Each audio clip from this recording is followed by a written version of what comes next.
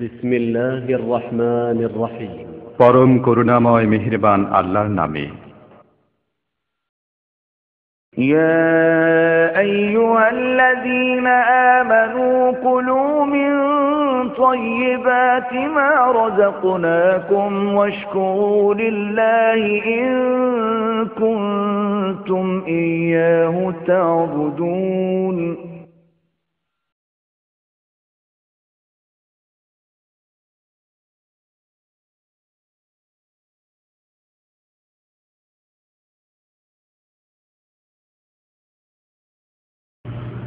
إن الحمد لله نحمده ونستعينه ونستغفره ونعوذ بالله من شرور أنفسنا ومن سيئات أعمالنا من يهده الله فلا مضل له ومن يضلله فلا هادي له وأشهد أن لا إله إلا الله وحده لا شريك له وأشهد أن محمدا عبده ورسوله صلى الله تعالى عليه وعلى آله وصحبه وسلم تسليما كثيرا يا أيها الذين آمنوا اتقوا الله حق تقاته ولا تموتن إلا وأنتم مسلمون يا أيها الناس اتقوا ربكم الذي خلقكم من نفس واحدة وخلق منها زوجها وبث منهما رجالا كثيرا ونساء واتقوا الله الذي تساءلون به والأرحام إن الله كان عليكم رقيبا يا أيها الذين آمنوا اتقوا الله وقولوا قولا سديدا يصلح لكم أعمالكم ويغفر لكم ذنوبكم ومن يطع الله ورسوله فقد فاز فوزا عظيما أما بعد فإن خير الحديث كتاب الله وخير الهدي هدي محمد صلى الله عليه وسلم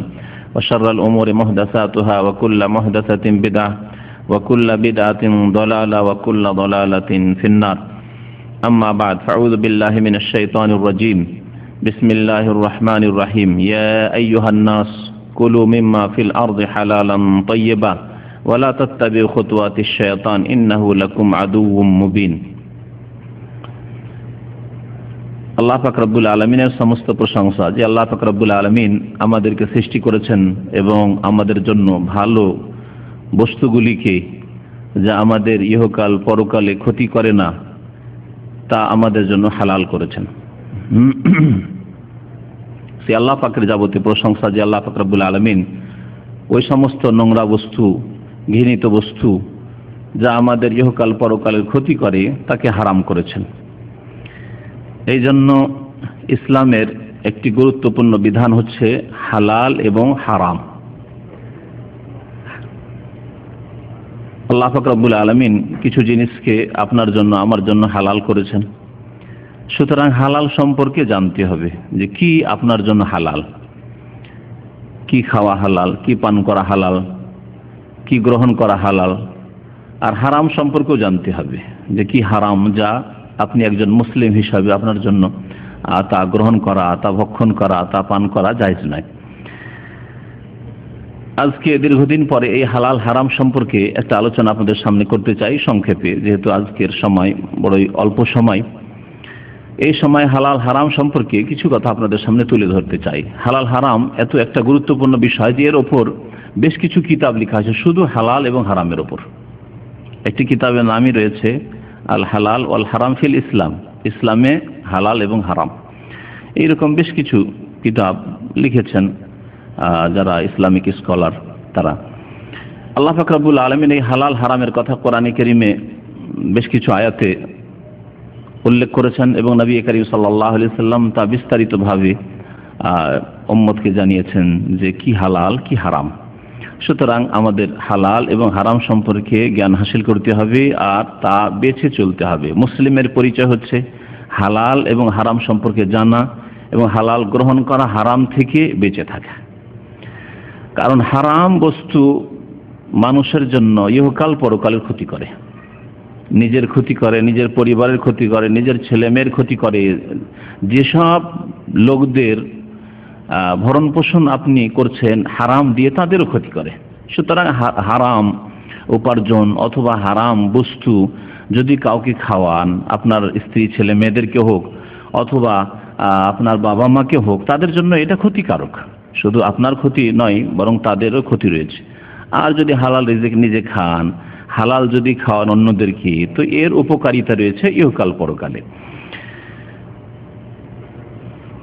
দ্বীন ইসলাম দুটো জিনিসের সমষ্টির নাম।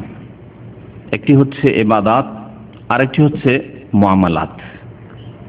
ইবাদত মানে যা ইবাদত বন্দেগী আপনি করবেন, কালেমা তাইয়্যিবা শাহাদাত দিয়েছেন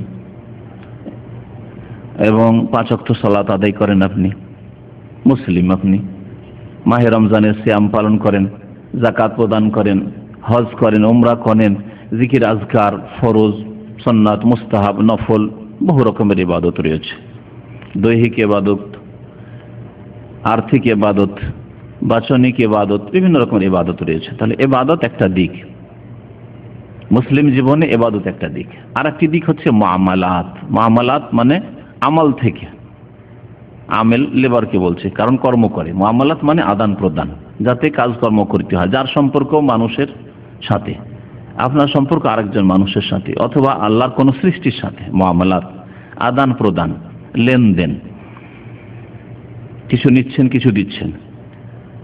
এই মুআমালাত বিভিন্ন রকমের রয়েছে, বিবাহ শাদী মুআমালাত, তালাক মুআমালাত, আদান প্রদান, জমি জায়গার ভাগ বন্টন মুআমালাত, আদান প্রদান, ব্যবসা বাণিজ্য মুআমালাত, আদান প্রদান। মুআমালাতের আরেকটা দিক হচ্ছে ব্যবহার চরিত্র, আদান প্রদান। কারোর সাথে কোনো আচরণ করছেন, কেউ আপনার সাথে কোনো আচরণ করলো, এই যে আদান প্রদান, এগুলি হচ্ছে মুআমালাত। তো ইসলাম আপনার সম্পূর্ণ হবে, আপনার ঈমান সম্পূর্ণ হবে, আপনার দ্বীন কমপ্লিট হবে তখনই যখন আপনার ইবাদতও সুন্দর হবে আর আপনার মুআমালাত আদান প্রদানও সুন্দর হবে। আদান প্রদানের একটি দিক তুলে ধরব, সেটা হচ্ছে আখলাক নয়, সেটা হচ্ছে হালাল হারামের দিকটা। আদান প্রদানের ক্ষেত্রে, মুআমালাতের ক্ষেত্রে আপনি কি ধরনের ব্যবসা করবেন, কি ধরনের রোজগার করবেন, কিভাবে আপনি উপার্জন করবেন, কোনগুলি আপনি ভক্ষণ করবেন, কোনগুলি পান করবেন, কোন টাকাটা নেবেন, কোনটা নেবেন না, এগুলি হচ্ছে এক রকমের মুআমালাত। আল্লাহ পাক রব্বুল আলামিন মানুষকে সৃষ্টি করেছেন পৃথিবীতে এমন করে যে তাদেরকে রুজি রোজগার করতেই হবে, কারণ তার নিজের আল্লাহ পাক পেট দিয়েছেন এবং প্রত্যেক ব্যক্তিকে এমন কিছু দায়িত্ব দিয়েছেন অন্যের ক্ষেত্রে যাদের ভরণ পোষণ আপনাকে বহন করতে হবে। তাদের পোশাক পরিচ্ছদ দিতে হবে, তাদের খাবার দিতে হবে, তাদের পানীয় দিতে হবে। সুতরাং আপনাকে রুজি রোজগার করতে হবে। আল্লাহ পাক রব্বুল আলামিন এইভাবে মানুষকে সৃষ্টি করেছেন। এই জন্য মহান আল্লাহ যেখানে নামাজের কথা, জুমার নামাজের কথা বলেছেন, সেখানে বলেছেন ফাইদা কুদিয়াতিস সালাত, যখন নামাজ সম্পূর্ণ হয়ে যায়, ফান্তাশিরু ফিল আরদ, তখন পৃথিবীতে তোমরা ছড়িয়ে পড়ো, দুনিয়াতে তোমরা ছড়িয়ে পড়ো, এদিক সেদিক ছুটাছুটি করো। ফান্তাশিরু ফিল আরদ, যার যেখানে রুজি রোজগার আছে, কাজকর্ম আছে, চাষির মাঠে ঘাটে, ব্যবসায়ীর দোকানে যে ডিউটি করে কর্মচারী, তার কর্মক্ষেত্র, সেখানে আল্লাহ পাক রব্বুল বলেছেন ফান্তাশিরু ফিল আরদ ওয়াবতাগু মিন ফাদলিল্লাহ, এবং আল্লাহ পাকের অনুগ্রহ, আল্লাহ পাকের যে রুজি তোমার জন্য রয়েছে, উপজীবিকা রয়েছে, রিজিক আল্লাহ পাক তোমার জন্য নির্ধারিত করেছেন, ওয়াবতাগু মিন ফাদলিল্লাহ, আল্লাহ পাকের এই অনুগ্রহ সন্ধান করো। সেখানে গিয়ে যদি হালাল হারামের পার্থক্য না করো তাহলে আল্লাহকে ভুলে গেলে। সেজন্য আল্লাহ পাক তারপরে স্মরণ করেছেন ওয়াবতাগু মিন ফাদলিল্লাহ ওয়াজকুরুল্লাহ কাসীরা, এবং বেশি বেশি আল্লাহকে স্মরণ করতে থাকবে। বেশি বেশি আল্লাহকে যদি স্মরণ করতে থাকো, মাঠে গেলে একজন চাষি, ব্যবসায় গেলে একজন দোকানদার, অথবা ব্যবসার যে ক্ষেত্র রয়েছে একজন চাকরিজীবী, তার ডিউটিতে গেলে ওয়াজকুরুল্লাহ কাসীরা, আল্লাহকে বেশি বেশি স্মরণ করতে থাকো। যে কোনো পেশার মানুষ যারা হাতের কাজ করেন, সেখানে গিয়ে ওয়াজকুরুল্লাহ কাসীরা, আল্লাহকে বেশি বেশি স্মরণ করবে। সুতরাং হারাম উপায় অবলম্বন করবে না রুজি রোজগারের ক্ষেত্রে। আল্লাহ পাক রব্বুল আলামিন হালাল রুজি ভক্ষণ করতে বলেছেন। সূরা বাকারা আয়াত নম্বর 168টি শুরুতে পাঠ করেছি। আল্লাহ পাক ইরশাদ করেছেন ইয়া আইয়ুহান নাস, হে মানব সকল। এখানে আল্লাহ শুধু মুমিন মুসলিমদেরকে সম্বোধন করেননি, সারা বিশ্বের সমস্ত মানুষকে সম্বোধন করেছেন।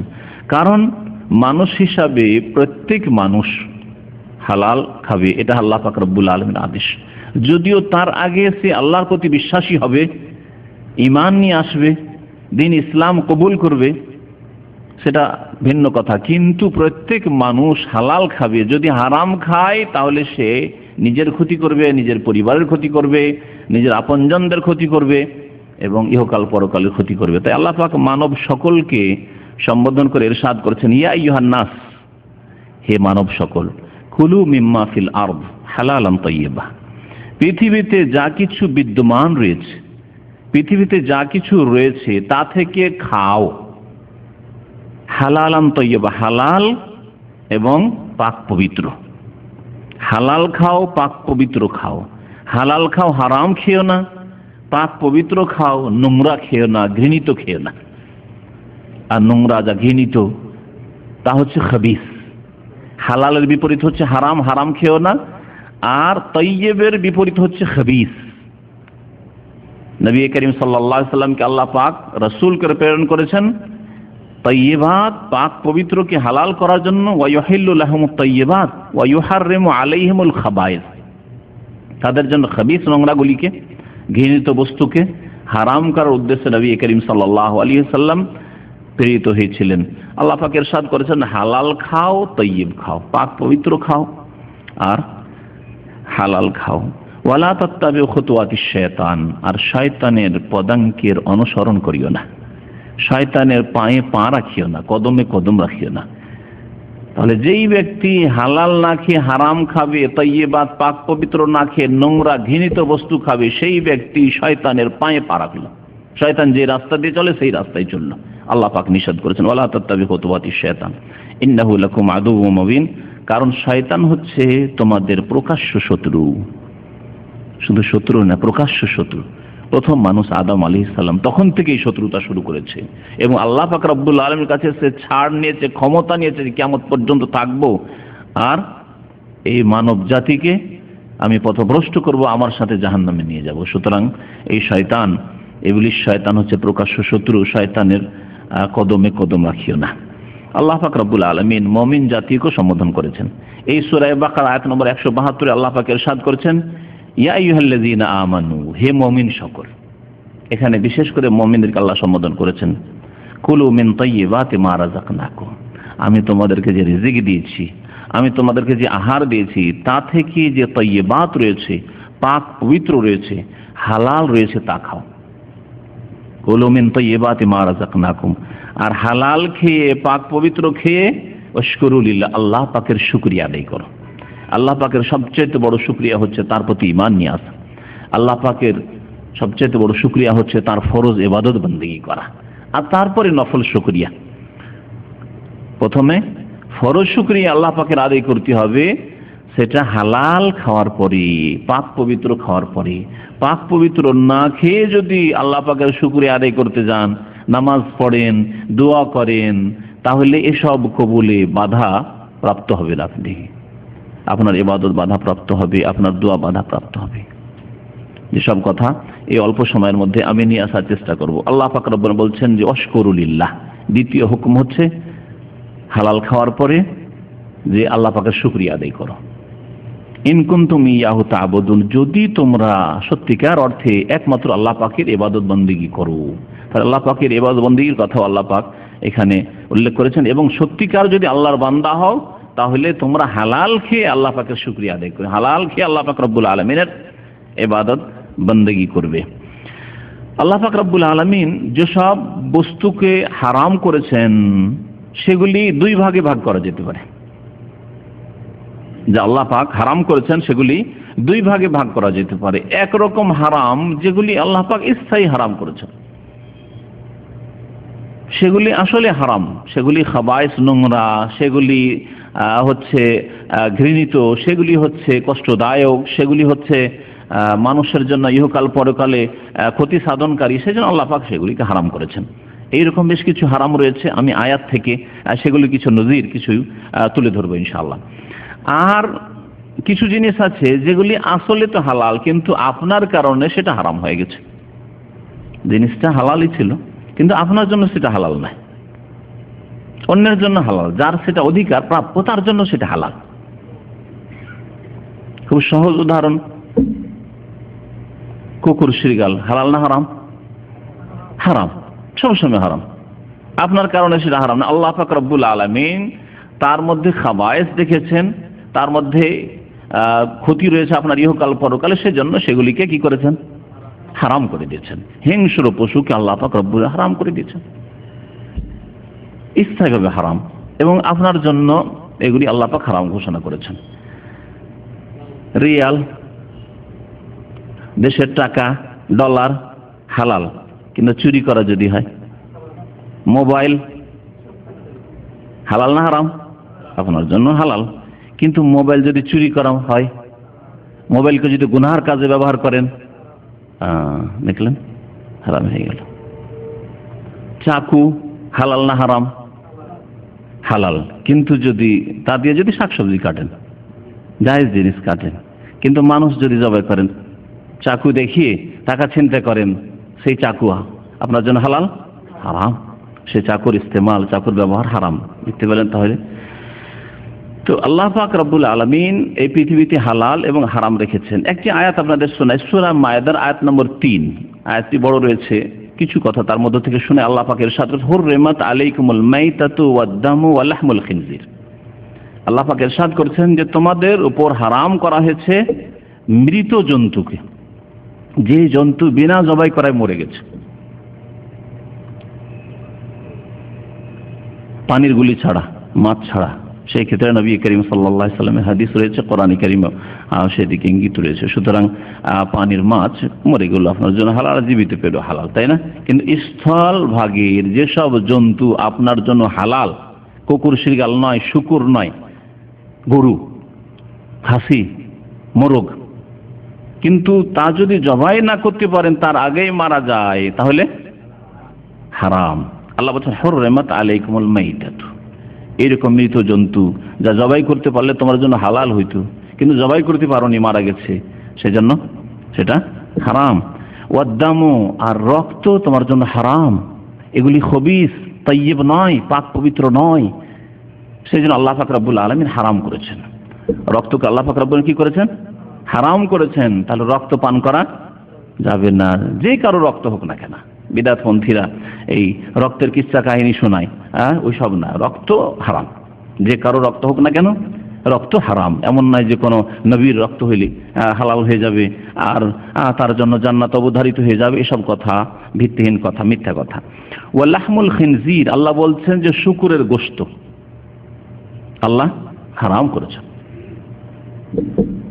ওমা উহিল্লা লিগাইরিল্লাহি বিহি, কয়েকটি হারাম দেখলেন কিরকম? আল্লাহ আপনার জন্য এগুলি হারাম করেছেন, কিন্তু তারপর আল্লাহ বলছেন এমন পশু যেটা আল্লাহ ছাড়া অন্যের নামে জবাই করা হবে। ওমা উহিল্লা লিগাইরিল্লাহি বিহি, দেখুন এটা, সেটা খাসি, গরু, মহিষ, মোরগ, যদি আল্লাহ ছাড়া অন্যের নামে জবাই করা হয়। প্রথম কথা, আল্লাহর নাম নেন, অন্যের নামে যদি জবাই করা হয়, দেবদেবীর নামে জবাই করা হয়, বড় পীরের নামে জবাই করা হয়, শাহজালালের নামে জবাই করা হয়, খাজা বাবার নামে জবাই করা হয়, হালাল হবে? আল্লাহ বলছেন ওমা উহিল্লা লিগাইরিল্লাহ। এই কথা আল্লাহ বলেননি যে লিল আসনাম, শুধু প্রতিমা পুতুল, হিন্দুদের দেবী দেবতার জন্য জবাই করলে, আর মক্কার মুশরিকদের প্রতিমা হোবাল, আল্লাহ উজ্জার জন্য জবাই করলে সেটা হারাম হয়ে যাবে। আর ওলি আউলিয়ার নামে, নবীর নামে, মাজারের নামে জবাই করলে সেটা হালাল হয়ে যায়, কথা বলেনি। ওমা উহিল্লা লিগাইরিল্লাহি বিহি, আল্লাহ ছাড়া অন্যের জন্য যেটা জবাই করা হবে সেটা কি হয়ে যাবে? যদি হালাল ছিল, বিসমিল্লাহ আল্লাহু আকবার বলে আল্লাহর সন্তুষ্টির জন্য যদি জবাই করতেন সেটা হালাল ছিল, কিন্তু সেটা জবাই করলেন আল্লাহ ছাড়া অন্যের নামে, আল্লাহ ছাড়া অন্যের নাম নিয়ে হয়তো, অথবা আল্লাহর নাম নিলেন কিন্তু অন্যের আস্তানাই নিয়ে গিয়ে জবাই করলেন। আল্লাহ পাক তারপরে এই জন্য বলেছেন ওমা যুবিহা আলা নুসুব, কোন আস্তানায় যদি জবাই করা হয়, বিসমিল্লাহ আল্লাহু আকবার দিয়ে জবাই করলেন আপনার খাসি, কিন্তু সেটা গিয়ে আটরসিতে জবাই হলো অন্যের আস্তানায়। ওমা যুবিহা আলা নুসুব আল্লাহ পাক হারাম করেছেন। তাহলে ওই খাসিটা হালাল ছিল, কিন্তু আপনার কারণে সেটা কি হয়ে গেল?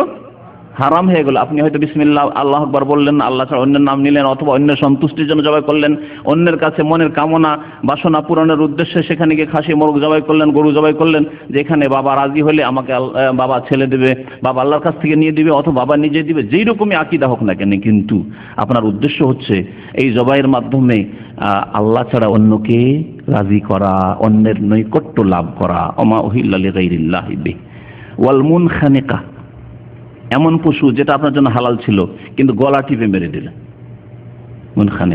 কি হয়ে গেল?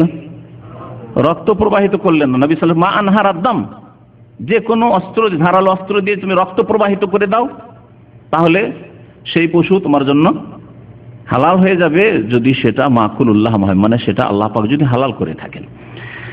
গৃহপালিত পশু যেগুলি, ওয়াল মাউকুজা, আর যদি ধারালো অস্ত্র দিয়ে আপনি জবাই করলেন না, ভারী অস্ত্র দিয়ে, লাঠি দিয়ে আঘাত করলেন, একটা বাড়ি দিলেন, তাতে মরে গেল,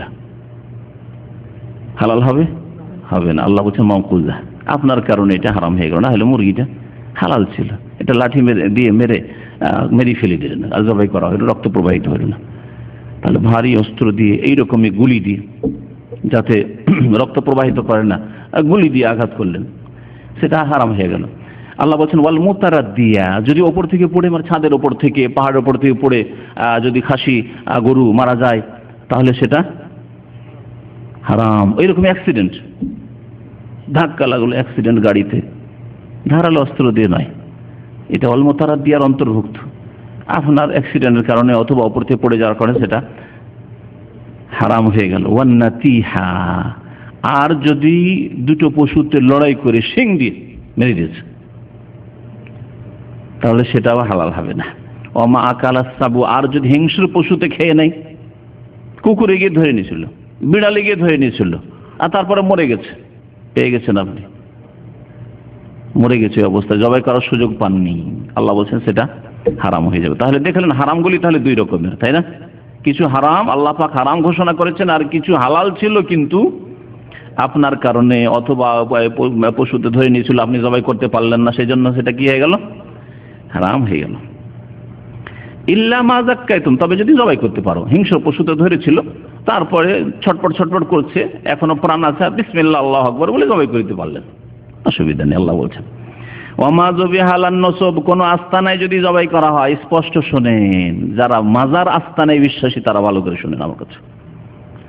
আল্লাহ বলছেন যে কোনো আস্তানায় যদি আল্লাহ ছাড়া অন্যের দরবারে, অন্যের নৈকট্য লাভের জন্য যদি জবাই করা, ওমা যবিহা আলান নসব, তাও আল্লাহ পাক হারাম করেছেন।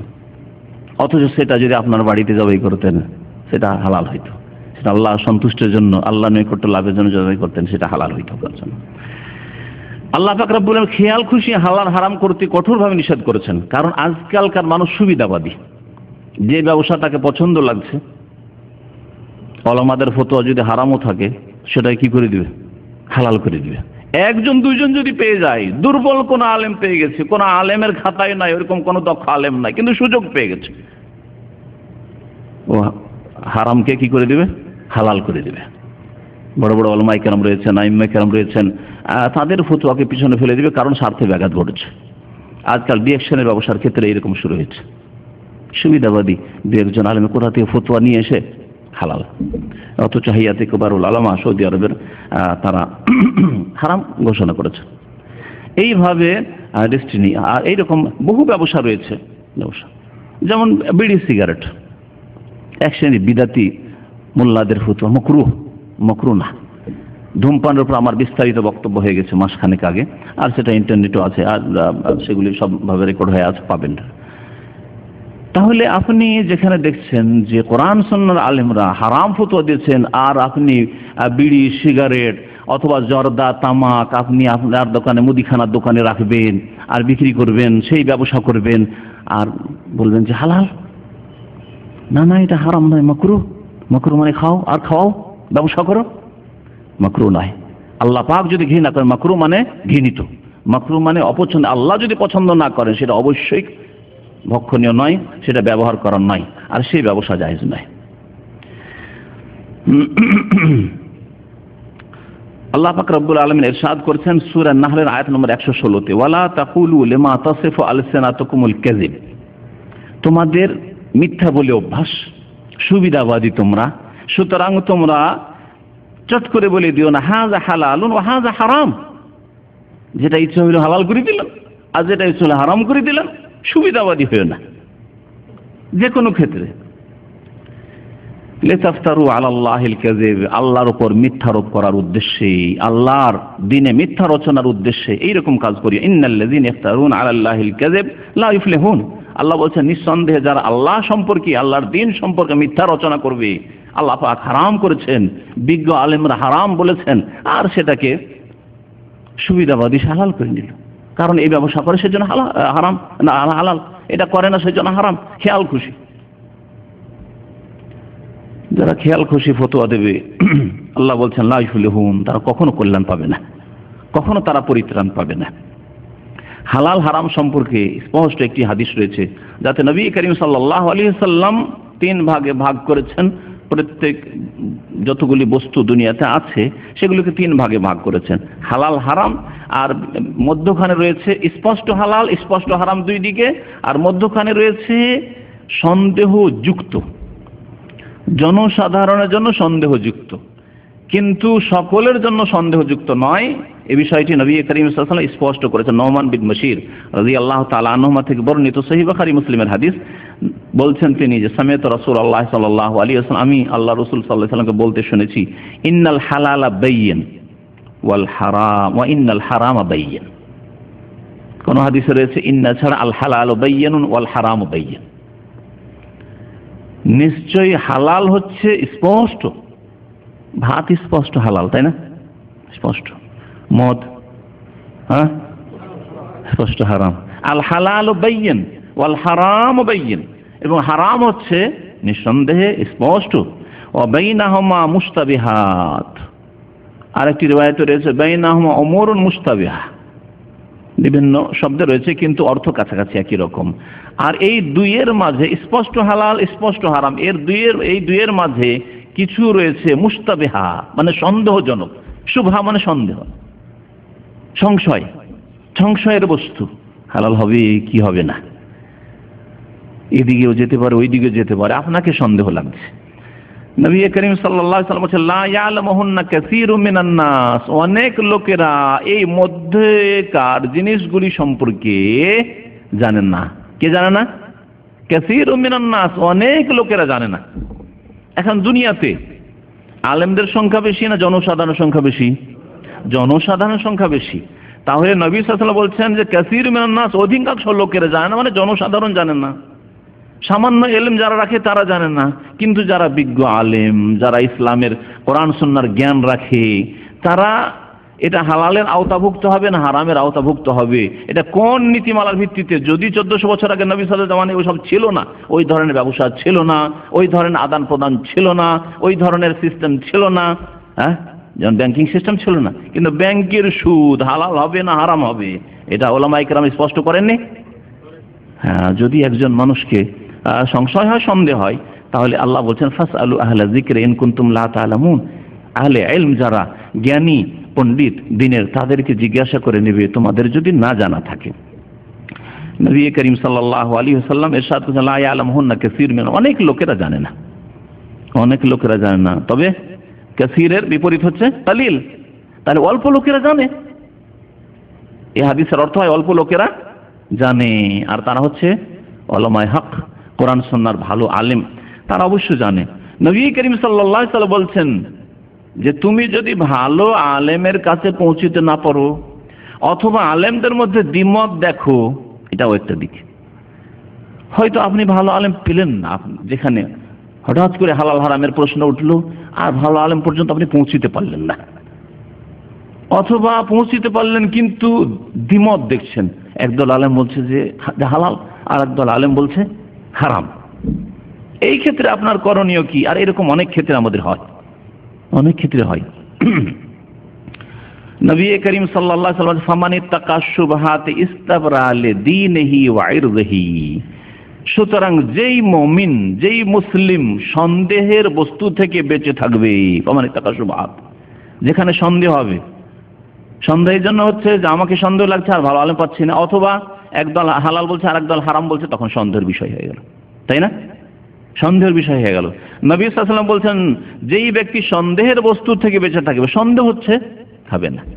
এখন এখানে নেন, বিড়ি সিগারেটের ক্ষেত্রে নেন, এইরকম বহু ব্যবসা আছে, সেই ক্ষেত্রে নেন, আপনার সন্দেহ হচ্ছে যে একদল মাকরুহ বলছে আর একদল হারাম বলছে। এখানে আপনার করণীয় কি? নবী করিম সাল্লাল্লাহু আলাইহি ওয়াসাল্লাম এই হাদিস স্পষ্ট করে, ফামান ইত্তাকা শুবহাত, যে ব্যক্তি সন্দেহের বস্তু থেকে বেঁচে থাকলো, ফাকাদ ইস্তাবরা লিদীনিহি ওয়া ইরদিহি, সেই ব্যক্তি তার দ্বীনকে রক্ষা করলো, সুবহানাল্লাহ, দিনের হেফাজত করলো। যে ব্যক্তি সন্দেহ থেকে বেঁচে থাকলো, সন্দেহের ব্যবসা বাণিজ্য, সন্দেহের কাজকর্ম, সন্দেহের চাকরি, এমন এক হোটেলে চাকরি করি, পশ্চিমা দেশে যেসব লোকেরা যায় সেসব দেশে এইভাবে চাকরি করে, এমন হোটেলে চাকরি করে যেখানে মদ ঢালাহারে টেবিলে চলছে, সে শুকুরের গোস্ত চলছে। আপনি বলছেন না, আমি ওই মদটা পেশ করি না, আমি ওখানে ওই শুকুরের গোস্তটা আমি পেশ করি না, আমি একটু অন্য সাইডে চাকরি করি। কি করেন? হয়তো আপনি ড্রাইভার, সার্ভিস দিয়ে আসেন, পৌঁছে দিয়ে আসেন, ডেলিভারি করে আসেন, এইরকম হতে পারে। বিভিন্ন রকমের সেলুনের ব্যবসার ক্ষেত্রে, তারপরে আপনার ওই স্টুডিওর ব্যবসার ক্ষেত্রে, যদিও এই ক্ষেত্রে সন্দেহ নেই, কারণ স্টুডিওর ব্যবসায় আপনি যেগুলি শখের ছবি, যে ছবিগুলি বাধ্যতামূলক নয়, ফুল ছবি, সেগুলি ছবি স্পষ্ট একজন সাধারণ মানুষের কাছেও হারাম স্পষ্ট। সেলুনে দাড়ি মন্ডন স্পষ্ট একজন সাধারণ মানুষের কাছে হারাম। সুতরাং এই ক্ষেত্রে এমন নয় যে সন্দেহ সংশয়। তারপরে যদি কারো এরকম মনে হয়, নবী করিম সাল্লাল্লাহু আলাইহি ওয়াসাল্লাম বলছেন, যেই ব্যক্তি সন্দেহ থেকে মুক্ত থাকলো সেই ব্যক্তি নিজের দিনের হেফাজত করলো, ওয়াইরজিহি, মান সম্মানের হেফাজত করলো। আমাদের এলাকায় মালদা, রাজশাহীতে আমের ব্যবসা, হারাম ব্যবসা চলে, আর অধিকাংশ লোক হারাম ব্যবসা করে। পাতায় আম বিক্রি হয়ে যায়, নাম পাতায় বিক্রি বলে। মুকুল হয়নি তার আগে বিক্রি হয়, আবার একদল মুকুল হওয়ার পর বিক্রি করে, আরেকদল মুকুল হয়ে এক দানা দানা হইতে লেগেছে তখন বিক্রি, আর একটু বড় হয়েছে তখন বিক্রি, কিন্তু এখন কোনো কাজে লাগবে না। কমের পক্ষে আচার খাওয়ার মতো হইতে হবে, কারণ আমের কাঁচাতেও মানে আচার খাওয়া যেতে পারে বা কাজে লাগানো যেতে পারে, কিন্তু লিচু কাঁচাতে কোনো কাজে লাগবে না যতক্ষণ না পাকবে। এইরকম বহু ফল আছে কাঁচাতে কোনো কাজে লাগবে না, তাহলে সেটা কি করে হালাল হইতে পারে? হারাম ব্যবসা। আর ঢালা হারে হারাম ব্যবসা করছে, বেশ কিছু মৌলভী সাহেব আলেমরাই হারাম ব্যবসা করছে, আম বাগানের পাতার ব্যবসা, মুকুলের ব্যবসা। নবী করিম সাল্লাল্লাহু আলাইহি ওয়াসাল্লাম বলেছেন, ওমান ওয়াকা ফি শুবহাত ওয়াকা ফিল হারাম। আরো শুনেন, যেই ব্যক্তি সন্দেহে পড়লো সেই ব্যক্তি হারামে পড়লো। আপনি সন্দেহের ওপরেও ওই কাজ করে গেলেন, তো আপনি হারামে পড়লেন। আপনি এর উদাহরণ কেমন? বলছে কাররাই, একজন রাখালের মতো, ইয়া রাহাউল আল হিমা, রাখাল চড়াতে চড়াতে একটা এলাকা আছে, যে এলাকা রাজা শাসক সুরক্ষিত করে রেখেছে। আগের যুগে, প্রাচীন যুগেও বেশ কিছু এলাকা থাকতো সুরক্ষিত এলাকা, এটা সরকারের, এখনো সরকারের বেশ কিছু এলাকা আছে জনসাধারণ ক্রয় বিক্রয় করতে পারে না, সেখানে তাদের গরু ছাগল চড়াতে পারে না। নবী সাল্লাল্লাহু আলাইহি ওয়াসাল্লাম বলছেন যে একজন রাখাল চড়াতে চড়াতে ওই হেমা, যেটা সরকারের সুরক্ষিত এলাকা, সেই এলাকার কাছে চড়াতে চলে গেল। ইউশেকু আন ইয়ারতাফি, আইলের কাছে যেতেই হতে পারে যে ওই সরকারের জমিতে নেমে যাবে আপনার ছাগল, আপনার গরু, আপনার উট চলে যাবে সরকারের জমি। আর সরকারের জমিতে চলে যায়, তাহলে তার কাছে থানা পুলিশ আছে, ধরে নিয়ে যাবে, পিটুনি দিবে, শাস্তি, জেলেও যেতে হইতে পারে। আরে পাবলিকের গরিব মানুষের চড়িয়ে দেবেন, আপনার ক্ষমতা আছে, কিছুই করতে পারলো না, কিন্তু আপনি রাজা বাদশার চড়াতে গেছেন, আপনি সরকারের চড়াতে গেছেন, সহজ কথা নয়, তাই না? ওই রকমই আল্লাহ পাক রব্বুল আলামিনের হারামকৃত এলাকার হুদুদুল্লাহ রয়েছে। আপনি যখন বর্ডারের কাছে যখন সন্দেহে যাবেন, আর সন্দেহে গেলে আপনি ওমান ওয়াকা ফি শুবহাত ওয়াকা ফিল হারাম, যে ব্যক্তি সন্দেহে গেল সেই ব্যক্তি হারামে পড়লো। আর হারামে পড়লে আল্লাহ পাক রব্বুল আলামিনের জেলে জাহান্নামে যেতে হবে, কবরের আযাবে যেতে হবে। আল্লাহ পাক রব্বুল দুনিয়ার শাস্তি দেবেন, আখিরাতের সাথে স্ত্রী চরিত্রহীনা হয়ে যাবে, আর ছেলেমেয়েরা বেয়াদব হয়ে যাবে, ছেলেমেয়েরা আপনার অবাধ্য হয়ে যাবে। এইসব আল্লাহ পাকের দুনিয়ার শাস্তি, আখিরাতের বহু শাস্তি রয়েছে। ওমান ওয়াকা ফি শুবহাত ওয়াকা ফিল হারাম, যে ব্যক্তি সন্দেহে পড়লো সে হারামে পড়লো। বুখারী মুসলিমের হাদিস। নবী করিম সাল্লাল্লাহু আলাইহি ওয়াসাল্লাম সন্দেহ থেকে কিভাবে বেঁচে থাকতেন এবং সন্দেহ থেকে নিজের পরিবার পরিজনকে কিভাবে বাঁচাতেন, এই মর্মে দুইটি ছোট্ট হাদিস শোনাচ্ছি। নবী করিম সাল্লাল্লাহু আলাইহি ওয়াসাল্লাম থেকে আনাস রাদিয়াল্লাহু তাআলা বর্ণনা করেছেন, আন্না নবী ওয়াজাদা তামারাতান ফিত তারিক, একবার রাসূলুল্লাহ অত্যন্ত ক্ষুধার্ত ছিলেন, আর রাস্তায় একটি খেজুর পড়ে পেয়েছেন। একটি খেজুর পড়ে পেয়েছেন রাস্তায়, রাস্তায় পড়ে থাকা খেজুর, খেতে অসুবিধা কি? কিন্তু নবী সাল্লাল্লাহু আলাইহি ওয়াসাল্লাম কি বলছেন শুনেন, লাউলা আন্নী আখাফু আন তাকুনা মিনাস সাদাকাতি লা আকালতুহা, আমার যদি এই ভয় না হইতো, এই আশঙ্কা না হতো যে এটা সাদকার খেজুর হইতে পারে, জাকাতের খেজুর হইতে পারে, তাহলে আমি খেয়ে ফেলতাম। কারণ খিদা আছে। একটি খেজুর পেয়েছেন রাস্তায় পড়ে, এমন না যে সাদকা জাকাতের খেজুর, সামান্য সন্দেহ, শতকরা 10-5% সন্দেহ হইতে পারে যে হতে পারে এটা সাদকার খেজুর, জাকাতের খেজুর। নবী সাল্লাল্লাহু আলাইহি ওয়াসাল্লাম বলছেন এই আশঙ্কা যদি আমার না থাকে, সামান্য আশঙ্কা, তারপরে নবী করিম সাল্লাল্লাহু আলাইহি ওয়াসাল্লাম ওই খেজুর খেলেন না। কেন খেলেন না? কেন খেলেন না নবী সাল্লাল্লাহু আলাইহি ওয়াসাল্লাম? সাদকার খেজুর, জাকাতের খেজুর, নবী সাল্লাল্লাহু আলাইহি ওয়াসাল্লামের জন্য সাদকা জাকাত হারাম ছিল। আলে বাইত রাসূলুল্লাহ সাল্লাল্লাহু আলাইহি ওয়াসাল্লাম এবং তার বংশধরের জন্য সাদকা জাকাত খাওয়া হারাম আল্লাহ পাক করেছিলেন, তাদেরকে সম্মানিত করার জন্য, তাদেরকে সম্মানিত করার জন্য। কারণ সাদকা জাকাত এটা হচ্ছে নিচু হাত দিয়ে নিতে হয়। নবী সাল্লাল্লাহু আলাইহি ওয়াসাল্লাম ওপরের হাত নিচের হাত চাইতে উত্তম। ওয়ালিয়াদুল উলিয়া খায়রু মিনাল ইয়াদিস সুফলা, ওপরের হাত নিচের হাত চাইতে উত্তম। এই সাদকা নবী করিম সাল্লাল্লাহু আলাইহি ওয়াসাল্লাম এবং তার পরিবার আলী বাইত বংশধরের জন্য আল্লাহ পাক হারাম করেছিলেন। আরেকটি হাদিস শুনেন এই মর্মে, আরো নবী সাল্লাল্লাহু আলাইহি ওয়াসাল্লাম তো খেলেন না, নবী সাল্লাল্লাহু আলাইহি ওয়াসাল্লাম নাতি আর তাও ছোট ছেলে, সাবালক না হলে শরীয়তের দায়িত্ব আসে না, শরীয়তের বিধিবিধান ফরজ হয় না, হালাল হারামের বিধান আসে না। তারপরে নবী করিম সাল্লাল্লাহু আলাইহি ওয়াসাল্লাম হাসান রাদিয়াল্লাহু তাআলা আনহু সম্পর্কে কি করলেন শুনেন। আবু হুরায়রা রাদিয়াল্লাহু তাআলা আনহু বর্ণনা করছেন যে কাল আখাযাল হাসান ইবনে আলী রাদিয়াল্লাহু আনহুমা তামারাতান মিন তামারিস সাদাকা, সাদকার খেজুর রাখা ছিল, ওখান থেকে একটি খেজুর হাসান ছোট ছেলে, মাত্র 3-4 বছরের ছেলে, উঠিয়ে মুখে দিয়ে নিয়েছে।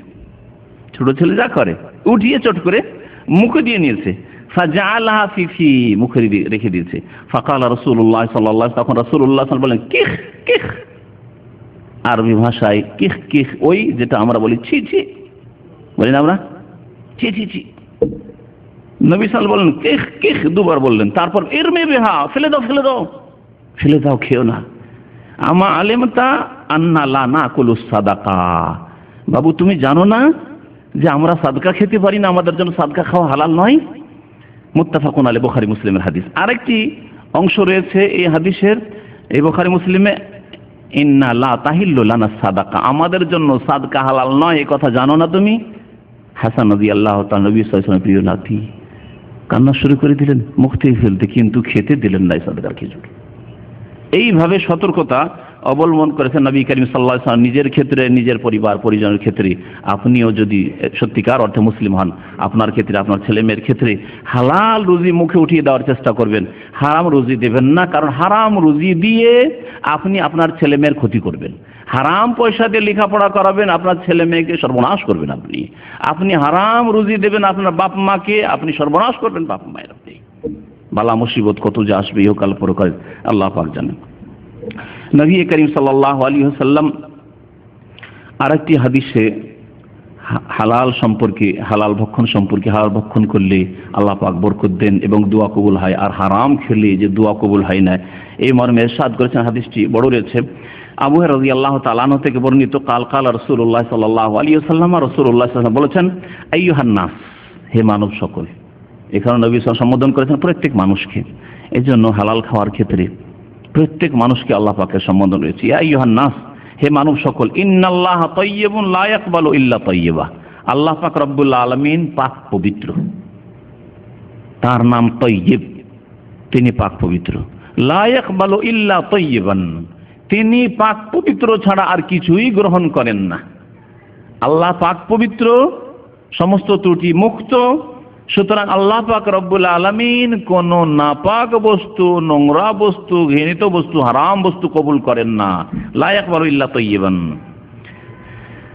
হারাম পয়সার সংমিশ্রণ রয়েছে, আর তা যদি আপনি সাদকা করেন, দান করেন, তা দিয়ে ফিতরা দিলেন, তা দিয়ে সাহারি খেলেন, তা দিয়ে ইফতার করলেন, তা দিয়ে আপনি মেহমানের আপনি আপ্যায়ন করলেন, লা ইয়াকবালু ইল্লা তাইয়্যিবান, আল্লাহ কবুল করবেন না, নেকি পাবেন না আপনি। আর যারা হারাম খান, কোনটা হারাম আর কোনটা হালাল মিক্স করে যারা খান, বাছাই করতে পারবেন? অসম্ভব কথা। কোন কাজে তো লাগাবেন সেটা তো আসবে আবার। আপনার যদি বাড়িতে লাগান সেখানে বসবাস করছেন, ঘরে যদি লাগান বসবাস করছেন, খাওয়া পানাহারে লাগান তো পানাহার করছেন, যদি কাপড় চোপড়ে লাগান তাহলে আপনি সেটা পরিধান করছেন। সুতরাং আমাদেরকে সজাগ থাকতে হবে যে আমাদের রুজি রিজিকে যাতে করে হারাম না ঢুকে পড়ে। আল্লাহ পাক রব্বুল আলামিন শক্তভাবে ইরশাদ করেছেন রসুলকে সম্বোধন করেও আর মুমিনদেরকে সম্বোধন করে। এই দুইটি আয়াত এই হাদিসে নবী সাল্লাল্লাহু আলাইহি সাল্লাম তুলে ধরেছেন। বলছেন নবী করিম সাল্লাল্লাহু আলাইহি ওয়াসাল্লাম, ওয়া ইন্নাল্লাহা আমারাল মুমিনিনা বিমা আমারা বিহিল মুরসালিন। আর আল্লাহ পাক রব্বুল আলামিন মুমিনদেরকে সেই হুকুমই করেছেন, সেই আদেশই করেছেন যেই আদেশ রাসূলগণকে করেছেন। একই রকমের সম্বোধন করেছেন। আল্লাহ পাক রাসূলদেরকে সম্বোধন করে বলছেন সূরা মুমিনুন আয়াত নম্বর 51-তে, ইয়া আইয়ুহার রাসূলু কুলু মিনাত তাইয়্যিবাতি ওয়া আমালু সালিহা। হে রাসূলগণ, কুলু মিনাত তাইয়্যিবাত, তোমরা পাক পবিত্র খেও। রাসূল প্রত্যেক যুগের সবচেয়ে শ্রেষ্ঠ ব্যক্তি হয়েছেন। সবচেয়ে শ্রেষ্ঠ ব্যক্তিকে আল্লাহ পাক রব্বুল আলামিন নবী রাসূল করেছেন।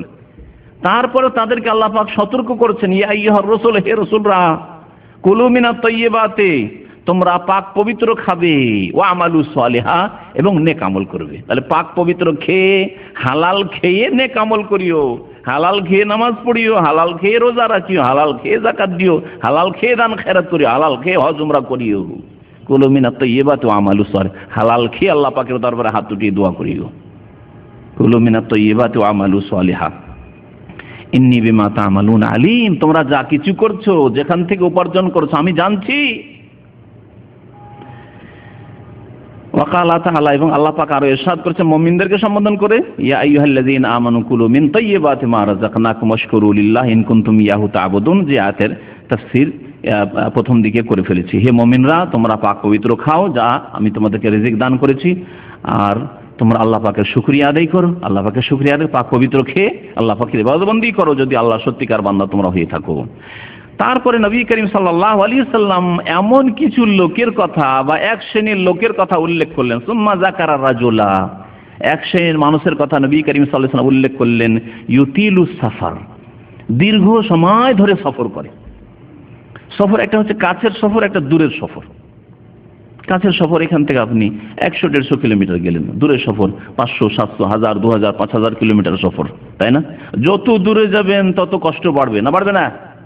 আচ্ছা, সফরে নবী করিম সাল্লাল্লাহু আলাইহি ওয়াসাল্লাম বলেছেন যে মুসাফিরের দোয়া কবুল হয়, খণ্ডন হয় না। জানা আছে আপনাদের হাদিস, তাই না? এই ব্যক্তি, যেই ব্যক্তি আল্লাহ পাকের কাছে দোয়া করছে, তার মধ্যে এই গুণ পাওয়া যাচ্ছে, ইউতিলুস সাফার। শুধু সফর করে না, লম্বা সফর করছে, কয়েক হাজার কিলোমিটারের সফর, বিদেশে সফর করছে, কষ্টের সফর, সমুদ্রের পথে সফর। আশআসা আকবার, দ্বিতীয় লক্ষণ হচ্ছে দোয়া কবুল হওয়ার। আশআসা আকবার, ধুলো ধূসরিত, চুলগুলি বিক্ষিপ্ত হয়ে আছে, তার কাছে চিরুনি নেই, সাবান নেই, তেলের ব্যবস্থা নেই। আর এই রকম যারা বিনয়ী হয়, আল্লাহ পাক তাদের উপর বিশেষ দয়া করেন। বিনয়ী মানুষ সাদা সিধা চলাফেরা করে, ফ্যাশন করে না, আর বেশি অহংকার করে না, যারা অহংকার মুক্ত জীবন যাপন করে, আল্লাহ পাক তাদেরকে ভালোবাসেন না, বাসেন না? আল্লাহ যত তাওয়াজু আপনার মধ্যে দেখবেন, যত নমনীয়তা দেখবেন, নমনীয়তা আপনার অঙ্গ প্রত্যঙ্গে হবে, নমনীয়তা আপনার লেবাস পোশাকে হবে। এই জন্যই নবী করিম সাল্লাল্লাহু আলাইহি সাল্লামের সুন্নাত হচ্ছে ইস্তিসকার নামাজ। বৃষ্টি চাওয়ার নামাজে যখন যাবেন তখন নতুন নতুন কাপড় পরে নয়, ঈদের মতো জুমার দিনের মতো নতুন নতুন কাপড় পরে নয়, আর ভালো হয়ে সেজে নয়, বরং ছিঁড়া ফাটা কাপড় পরে, ওই পুরানো যে কাপড়গুলি রয়েছে একটু ময়লা হয়ে রয়েছে আর ধুলো ধূসরিত হয়ে ওইভাবে যাবেন আপনি, যাতে করে আল্লাহ পাক আপনার দোয়া বা মুমিনদের দোয়া শোনেন। নবী সাল্লাল্লাহু আলাইহি ওয়াসাল্লাম বলছেন যে ওই ব্যক্তি ধুলো ধূসরিত হয়ে আছে, ধুলো বালি লেগে আছে শরীরে, আর কাপড় চোপড় একবারে ছেঁড়া ফাটা হয়ে আছে, সেটাও দোয়া কবুল হওয়ার লক্ষণ। তারপরে দোয়া কবুল হচ্ছে না। তৃতীয় দোয়া কবুল হওয়ার লক্ষণ হচ্ছে ইয়ামুদ্দু ইয়াদাইহি ইলাস সামায়ে, আসমানের দিকে হাত ওঠাচ্ছে। আর নবী সাল্লাল্লাহু আলাইহি ওয়াসাল্লামের হাদিসে রয়েছে যে হাত উঠিয়ে আল্লাহ পাকের দরবারে কেউ যদি দোয়া করে, আল্লাহ পাক লজ্জিত হয়ে যান খালি হাতে ফিরিয়ে দিতে, খালি হাতে ফেরান না, তাই না? তো তৃতীয় লক্ষণও পাওয়া যাচ্ছে দোয়া কবুল হওয়ার, হাত উঠে আল্লাহ পাকের কাছে দোয়া করছে। চতুর্থ লক্ষণ পাওয়া যাচ্ছে তার দোয়া কবুল হওয়ার, ইয়া রব্বি, বারবার করে আল্লাহকে, একবার নয়। কারণ যারা দোয়াতে মনোযোগী নয়, একবার দুবার দোয়া করে শেষ হয়ে যায় তাদের দোয়া। আরাফার মাঠে এরকম দেখেছি, আল্লাহ পাক সুযোগ দিয়েছে, আরাফার মাঠে হাজিরা হজ করতে এসছে, আর আশেপাশে দেখা যায় 5 মিনিট 10 মিনিট একটু দোয়া করলো, তারপর দিল লম্বা টানে ঘুম, এই নাকের ডাক শুরু হয়ে গেল, লম্বা ঘুম দিল। সুবহানাল্লাহ, এখানে ঘুমাইতে এসছেন আপনি? এখানে খেলাধুলা করতে এসছেন? এখানে ওই জাবালে রাহমাতে ও বিদাতি কাজ, এখানে যাবো ওইখানে যাবো, এই করতে এসছেন, হাট বাজার করতে এসছেন, হালকা খেয়ে নেন। আর জোহর আসর এই জন্য তো একসাথে পড়িয়ে দেওয়া হয়েছে, যাবেন মাগরিব পর্যন্ত 2-4 ঘন্টা দোয়া করবেন। আধা ঘন্টা দোয়া করা তৌফিক হয় না, 1 ঘন্টা একটানা দোয়া করা তৌফিক হয় না, বারবার করে ইয়া রাব্বি আল্লাহ আল্লাহ বলা তৌফিক হয় না। অধিকাংশ হাজিদের অবস্থা এরকম, খুশু খুজু নেই, নমনীয়তা নেই, একগ্রচিত্তে দোয়া নেই, একটু খেয়াল খুশি একটু দোয়া করলো, মনোযোগ দিয়ে দোয়া করা নেই। আল্লাহ পাক যেন সকলকে হিদায়াত দান করেন। তো নবী করিম সাল্লাল্লাহু আলাইহি ওয়াসাল্লাম বলছেন, ওই ব্যক্তি দোয়া করছে, 4র্থ লক্ষণ দোয়া কবুল হওয়ার পাওয়া যাচ্ছে, ইয়া রব্বে বারবার কে আল্লাহ, হে রব হে রব হে রব, হে পালন কর, রব মানে পালনকর্তা, হে প্রতিপালক লালন পালনকারী, তুমি আমাকে রিজিক দাও। রব রিজিক দিয়ে থাকে। আল্লাহর নাম ধরে আল্লাহর কাছে দোয়া করলে আল্লাহ পাকের দয়া, আল্লাহ পাক দোয়া কবুল করেন, সেই লক্ষণও পাওয়া যাচ্ছে। কিন্তু দোয়া কবুল হচ্ছে না কেন? নবী সাল্লাল্লাহু আলাইহি ওয়াসাল্লাম বলেন, ওয়া মাতআমুহু হারামুন ওয়া মালবাসুহু হারাম ওয়া মাশরাবুহু হারাম ওয়া গুযিয়া বিল হারাম ফান্না ইউস্তাজাবু লিযালিক। এর খাবার যা খায় তা হচ্ছে হারাম, ভাত রুটি যা খায় হারাম, না সিগারেট পান করে হারাম, মদ খায় হারাম, সিনেমা হল থেকে আই পর্যন্ত আসে হারাম, হারাম হারাম ব্যবসা করে, ফিল্মের ব্যবসা করে, ফিল্মের স্টুডিওর ব্যবসা করে, ওই ব্লু ফিল্মের সিডি বিক্রি করে, হারাম। এই বহু হারাম, যতগুলি হারামের ব্যবসা রয়েছে বা হারাম উপকরণ রয়েছে রুজি অর্জন করার, সেইভাবে সে হারাম রুজি গ্রহণ করে। ও মাশরাবুহু হারাম, যা পান করে তা হারাম, নলকূপটা যে বসিয়ে বাড়িতে যেটা হারাম পয়সা দিয়ে, মাশরাবুহু হারাম। ও মালবাসুহু হারাম, লেবাস পোশাক যে আছে গায়ে তাও হারাম, সবকিছু হারাম।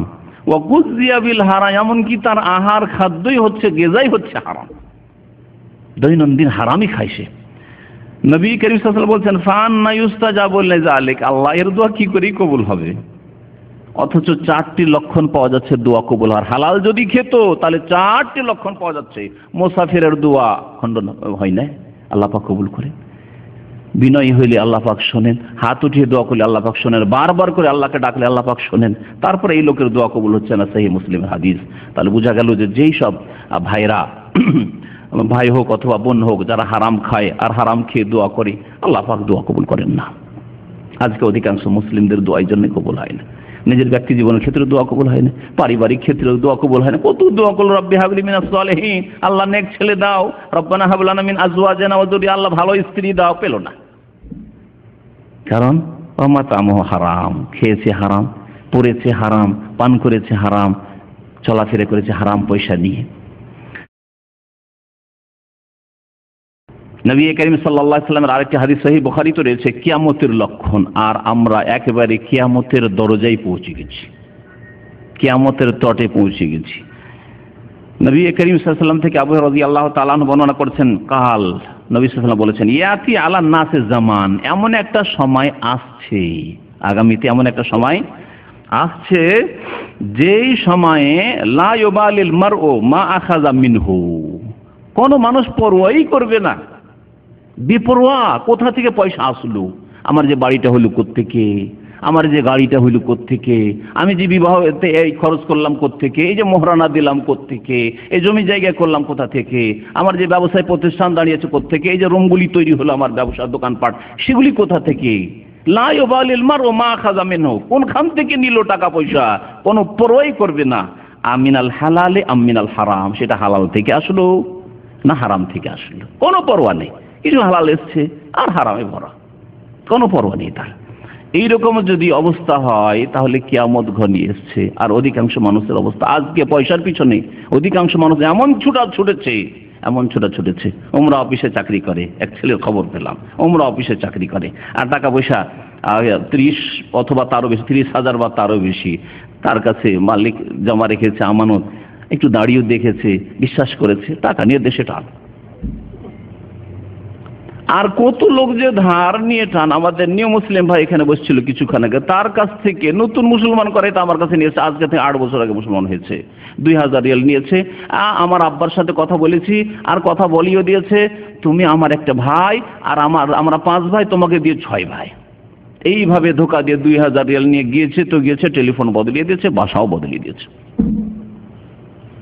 হাদিস ওয়ালা হারাজ, এইসব কিসসা কাহিনী যদি বলি, কিসসা কাহিনী বলা আমাদের বক্তব্য অভ্যাস নাই, কিন্তু অনেক সময় এই এক দুটো বলার প্রয়োজন পড়ে নজির হিসাবে। মানুষের চরিত্র এত নিচে নেমেছে টাকা পয়সা রুজি রোজগারের ক্ষেত্রে যে হালাল হারামের কোনো পরোয়া নেই, কোনো পরোয়া নেই। অথচ তারা মুসলিম, অথচ পরকালে বিশ্বাসের দাবি, অথচ তাদের অনেকে নামাজ পড়ে, অথচ পরকাল। আর নামাজ কি জন্য পড়ছেন তাহলে? আপনি যদি হালাল খাবেন না তো হারাম খাবেন তাহলে? আল্লাহ পাক রব্বুল আলামিন যেন মুসলিম উম্মাহকে হিদায়াত দান করেন।